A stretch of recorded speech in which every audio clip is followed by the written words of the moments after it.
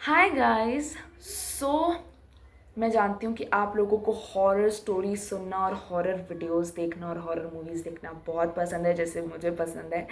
And आज मैं आपको एक हॉरर स्टोरी सुनाने वाली हूँ। एक मिनट पहले तो मैं पानी पी लूँ, बिकॉज ये बताते टाइम ना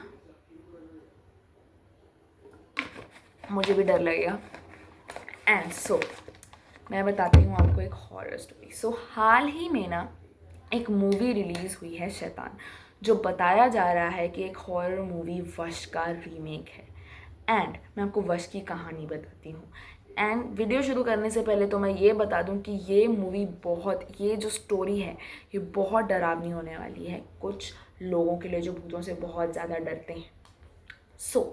इस मूवी की स्टार्टिंग में दिखाया जाता है एक मरा हुआ चूहा जो और एक अजीब सा आदमी जो उस मरे हुए चूहे को उठाता है और एक अजीब से कमरे के अंदर चला जाता है। और उसके आगे क्या होता है वो अभी हमें नहीं दिखाया जाता। उसके बाद हमें मिलवाया जाता है एक लड़की से, आर्या, जो कि इस मूवी का एक बहुत इम्पोर्टेंट कैरेक्टर है। आर्या एक कॉलेज स्टूडेंट है और एक दिन उसके पापा उसे कॉलेज से पिकअप करने जाते हैं। उसके पापा का नाम है अथर्व, वो पेशे से एक पायलट है। और अथर्व जो है अपनी बेटी से बहुत प्यार करते हैं। और आर्या अथर्व को बोलती है कि मुझे अपने फ्रेंड्स के साथ लद्दाख ट्रिप पे जाना है, लेकिन अथर्व उसे भेजने के लिए बिल्कुल तैयार नहीं होता। और पूरे रास्ते जब तक वो घर नहीं पहुंचते उसके बीच में ये बहस चलती रहती है। और घर पहुंचने पर हमें इंट्रोड्यूस करवाया जाता है कि उनके साथ उस घर में बीना, आर्या की माँ, और उनका छोटा भाई अंश भी रहता है।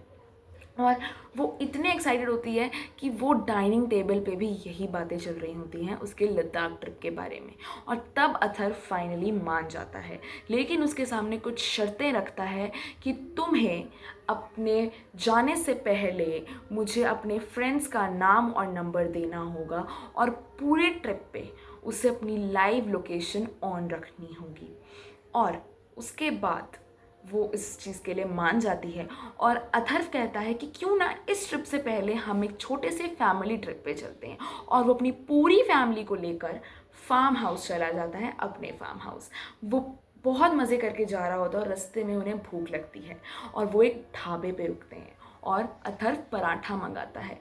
लेकिन उस पराठे को देखकर आर्या उस पराठे को खाने से इनकार कर देती है। और फिर अथर्व चाय लेने जाता है अपने लिए, लेकिन उसके पास चाय के लिए छुट्टा ही नहीं होता। और तब एक बहुत अजीब सा एक अजनबी, उसी रेस्टोरेंट में बैठा एक आदमी उसके पास आता है और कहता है कि भाई साहब आप मुझसे छुट्टा ले लो। और अथर्व उससे छुट्टा ले लेता है।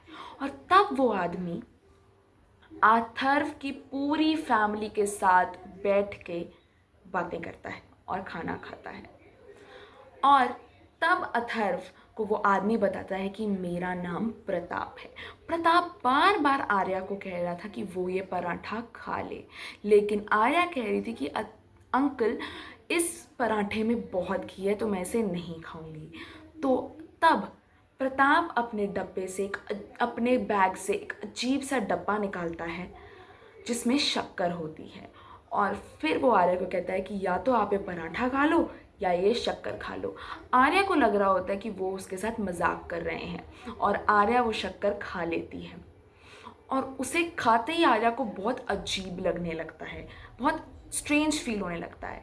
और फिर वो घर चले जाते हैं। जब वो गाड़ी में बैठने जा रहे होते हैं तब प्रताप वापस से आर्या को अपने पास बुलाता है और उसके हाथ में एक चीज़ देता है और कहता है फार्म हाउस पहुंचते ही इसे खा लेना।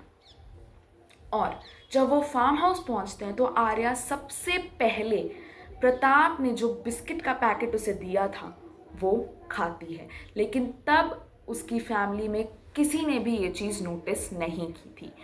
वो मज़े कर रहे होते हैं बहुत ज़्यादा फार्म हाउस पे। और तब बीना को ये दिखता है कि प्रताप उनके फार्म हाउस के बाहर ही खड़ा है। तब और फिर अथर्व प्रताप से बाहर मिलने जाता है और प्रताप कहता है कि थैंक गॉड आप यहाँ मिल गए, एक्चुअली मेरी गाड़ी ख़राब हो गई थी और मेरा फ़ोन भी ड्रेन हो गया था, मुझे समझ ही नहीं आ रहा था मैं क्या करूं। आप मुझे अपने फार्म हाउस का लैंडलाइन यूज़ करने दें, मैं अपनी बेटी को कॉल लगाना चाहता हूँ। और अथर्व उसे आने देता है और फिर प्रताप उनके फार्म हाउस में चला जाता है। मुझे एक्चुअली डर लग रहा है, मेरा गला सूख रहा है, बट हाँ। तो प्रताप उनके फार्म हाउस में आ जाता है और एक कॉल लगाने की कोशिश करता है, लेकिन वो कॉल लगता ही नहीं है। लेकिन आप ये चीज़ देख सकते हैं कि उस टाइम प्रताप सारा टाइम आर्या पे नज़र रखे हुआ था।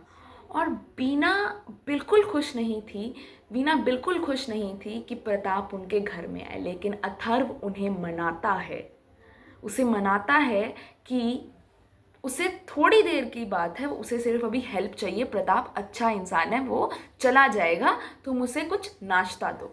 और तब आर्या से वो बातें कर रहा होता है, वो अपने बॉयफ्रेंड तक के बारे में उसको बता रही होती है, और लद्दाख ट्रिप के बारे, जिस ट्रिप पे वो जाने वाली होती है, जिसके बारे में इस वीडियो की शुरू में हमने बात किया था, उस बारे में भी वो उससे बात करती है। और तब प्रताप कहता है कि तुम किसी ट्रिप पे नहीं जाओगी, क्योंकि तुम मेरे साथ जाओगी मेरे घर। आर्या उस बात के लिए भी हाँ कर देती है, और तब गलती से अंश की बॉल प्रताप को लग जाती है, और तब प्रताप आर्या को बोलता है कि अपने छोटे भाई को एक जोर का थप्पड़ मारो, और आर्या उसके कहे पे जाके जोर से अंश को थप्पड़ मार देती है। और जब अथर्व की और बीना ये देखते हैं और उसके पास आते हैं और उसे डांटने लगते हैं, तब आर्या कहती है कि मुझे ये सब अंकल ने करने के लिए कहा था, इसीलिए मैं कर रही हूँ। ये बात उन्हें थोड़ी अजीब लगी, लेकिन अथर्व और बीना फिर भी चाहते थे कि वो वहाँ से कुछ खा के जाए।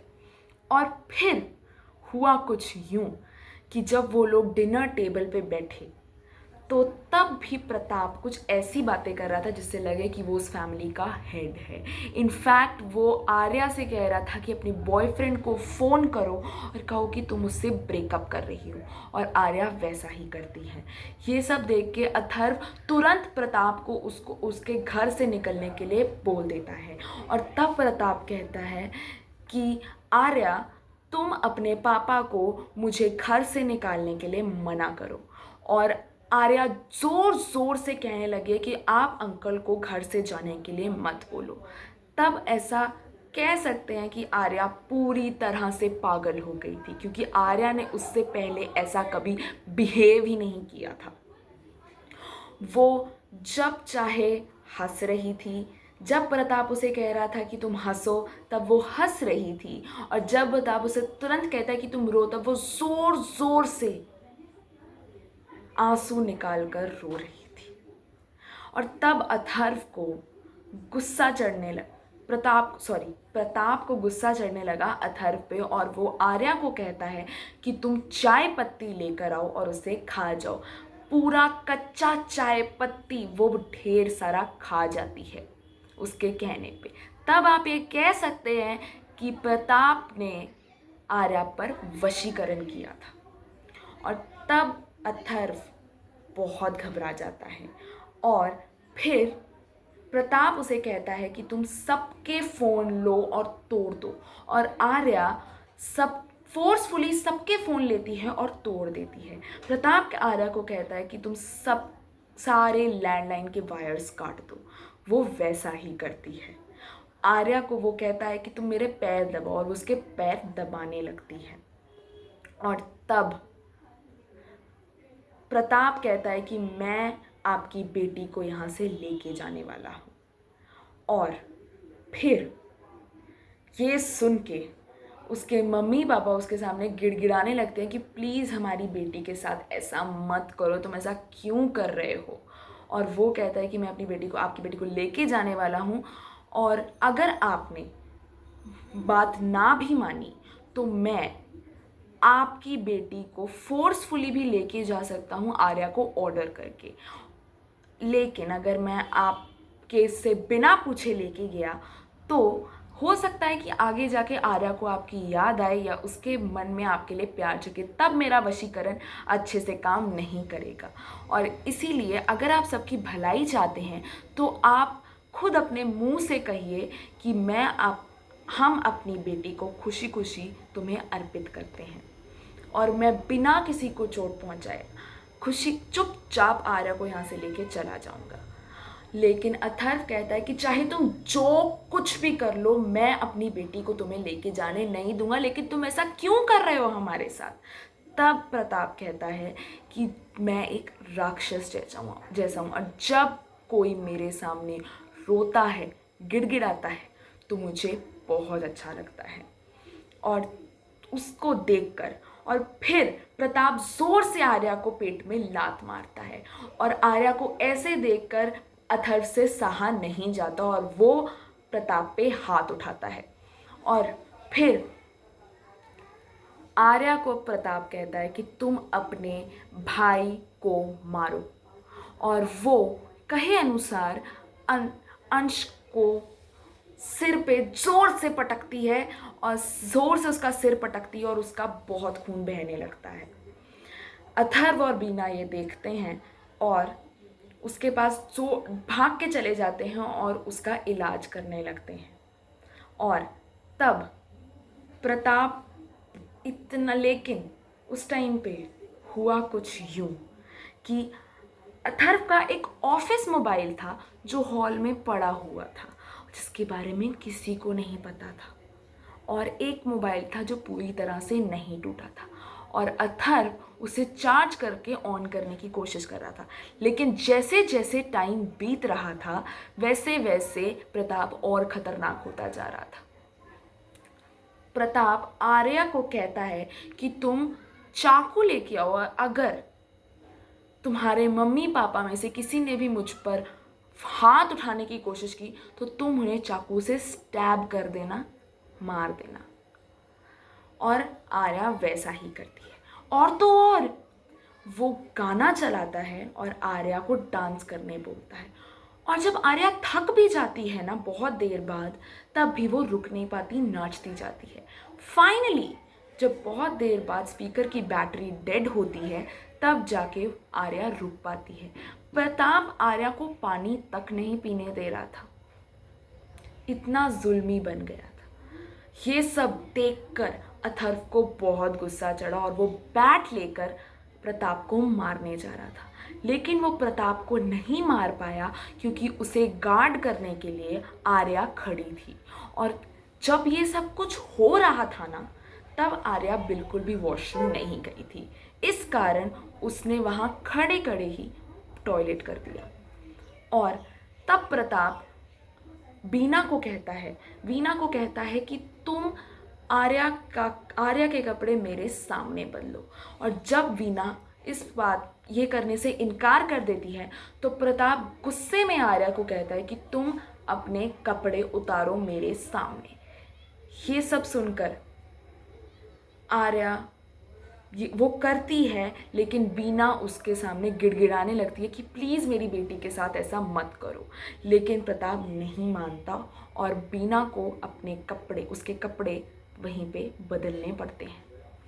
और तब प्रताप अथर्व को कहता है कि तुम अपने बेटे अंश को जल्दी से कहीं छुपा दो, क्योंकि ठीक 5 मिनट में मैं आर्या को ये ऑर्डर करने वाला हूँ कि तुम अपनी भाई को मारो।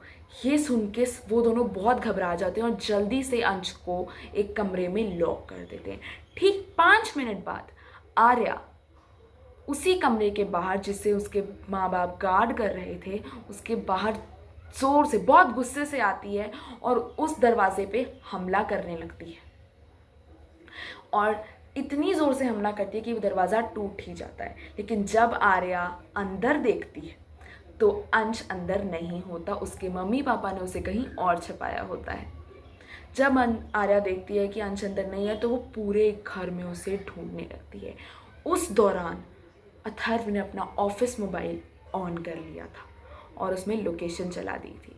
और फिर उसी दौरान आर्या को ऐसा लगने लगा था कि शायद अंश छत पे होगा। और वो तेज़ी से छत की ओर जाने लगती है। और जब वो छत की ओर जा रही होती है तो उसके मम्मी पापा उसे रोकने की कोशिश करते हैं। वो ज़ोर से अपने मम्मी पापा को हटाती है और छत की तरफ छत पे चली जाती है और अंश छत पे ही होता है। वो ज़ोर ज़ोर से अंश का सर पटकने लगती है दीवार पे और फिर थोड़ी देर बाद उसे मारने के लिए छत से नीचे धक्का दे देती है।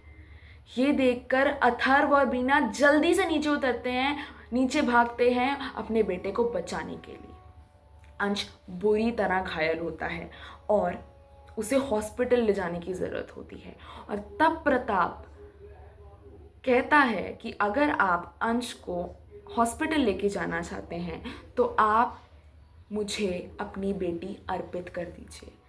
और तब अथर्व और बीना के सामने उनका एक लौता बेटा, उनका छोटा सा बेटा तड़प रहा होता है, मौत से जूझ रहा होता है। तब वो चिल्ला चिल्ला कर कह देते हैं कि हम अपनी बेटी को खुशी खुशी तुम्हें अर्पित करते हैं। लेकिन और वो हॉस्पिटल जाने लगते हैं। लेकिन जाने से पहले अथर्व अपनी बेटी को हक करता है और उसके पैंट की पॉकेट में चुपके से वो मोबाइल डाल देता है जिससे वो उसका लोकेशन ट्रैक कर सके। प्रताप आर्या को लेके चला जाता है और वीना को वो कहता है कि तुम अंश को लेकर हॉस्पिटल जाओ और मैं अपनी बेटी आर्या को उस राक्षस से बचाऊंगा। आर्या को लोकेशन ट्रैक करते करते वो उस जगह पहुंच जाता है जहां पर प्रताप ने आर्या को रखा होता है।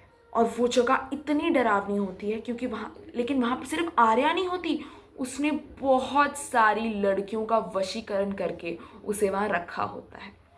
और प्रताप आर्या को कहता है, वो उन्हें एक जेल जैसी जगह पे बंद करता है और प्रताप आर्या को कहता है कि अब से ये सारी लड़कियाँ तुम्हारी बहनें और अब से तुम्हें इन्हीं के साथ रहना है। और जब अथर्व अंदर जाता है तो वो सारी वशीकरण की गई लड़कियां उस पर कूद पड़ती हैं और अटैक कर लेती हैं। और अथर्व ये समझ जाता है कि वो यहाँ से बच के तो नहीं जा पाएगा। तो फिर वो एक चीज़ प्रताप को बोलता है कि मेरी एक आखिरी ख्वाहिश है कि मैं अपनी बेटी के हाथों मरना चाहता हूँ। प्रताप आर्या को ये बोलने ही वाला होता है कि अपने बाप को मार दो कि उतनी ही देर में प्रताप कैंची से आर्या के दोनों कान बंद कर देता है। और जब आर्या के कान ही बंद हो जाएंगे तो वो सुनेगी कैसे। और प्रताप को मारने लगता है और उसकी जुबान खींच लेता है। अगर वो बोल ही नहीं पाएगा तो वो उन्हें ऑर्डर कैसे देगा। तो अथर्व ने अपनी बेटी आर्या के साथ साथ और बहुत सारी लड़कियों को भी बचा लिया। और फिर हमें वो सीन दिखाया जाता है जो कि इस मूवी की स्टार्टिंग में दिखाया था। और वो इंसान जो मरा हुआ चूहा उठाता है वो और कोई नहीं अथर्व ही होता है। और उस कमरे में, जिस कमरे में वो घुसता है, उसमें उसने प्रताप को कैद करके रखा होता है और वो उसे सिर्फ मरे हुए चूहे और चाय पत्ती खाने के लिए बोलता है और खुद उसके सामने बैठकर केला खाता है। प्रताप उसके सामने गिड़गिड़ाता है उसे केला देने के लिए, लेकिन तब अथर्व उसे बोलता है कि तू अपने आप को राक्षस समझता था ना, लेकिन एक माँ बाप से बड़ा राक्षस और कोई भी नहीं होता। एक माँ अपनी बेटी के लिए सब कुछ कर देती है, माँ बाप से बड़ा राक्षस कोई नहीं होता। तू अपने आप को राक्षस और भगवान समझता था ना, तो देख आज तू मेरी बेटी की जगह पे और मैं तेरा राक्षस। और वहाँ से घर चला जाता है। और जब वो घर पहुंचता है तब ये देखा जाता है कि तब वहाँ पे दिखाया जाता है अंश और बीना की फ़ोटो जो उस रात नहीं बचते और बीच में हॉस्पिटल जाते जाते उनका एक्सीडेंट हो जाता है। और आर्या की ऐसी हालत दिखाई जाती है जिससे ऐसा लग सकता है कि उसके अंदर जान ही नहीं बची है। और ये दिखाया जाता है कि अथर्व उसे अपने हाथों से पानी पिला रहा है। सो यहाँ ये मूवी ख़त्म होती है। और ऐसा कई बार होता है, स्पेशली मेरी मम्मी मुझे बोलती है कि किसी से भी कुछ लेकर नहीं खाना चाहिए। अगर कोई स्ट्रेंजर आपको कुछ दे तो उससे कुछ भी लेकर नहीं खाना चाहिए। और मैं आपको भी वही कहूँगी कि आपको भी अगर कोई कुछ दे जिसको आप नहीं जानते हो तो उससे कुछ मत लेके खाना, क्योंकि ऐसा हो सकता है कि वो आपके साथ भी वशीकरण करे। अगर आपके जान पहचान में अगर आपके जान पहचान में किसी के भी साथ ऐसा कुछ हुआ है तो प्लीज़ मुझे कमेंट सेक्शन में ज़रूर बताइएगा। और अगर आप मुझे फुल स्टोरी बताना चाहते हैं तो मेरा मेल है नीचे, उस पर मुझे ईमेल पे पूरी स्टोरी बताइएगा। So like share, I hope आपको आज की स्टोरी अच्छी लगी होगी। So do like share comment and subscribe to my YouTube channel Payal Sharma. Bye.